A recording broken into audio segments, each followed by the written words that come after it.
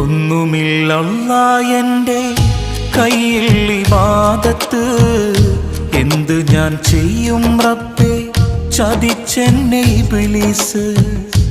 ഓർക്കുവാൻ വയ്യ റഹീമേ നിന്റെ അദാബ്, ഈ തൗബ സ്വീകരിച്ച് എന്നെ നീ നന്നാക്ക്, ജഹന്നമിൻ വിറകാക്കല്ലേ അല്ലാ.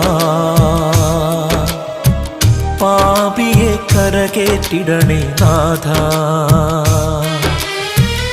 ജന്നത്ത് നൽകുമോ ഓശാരമായല്ലാ.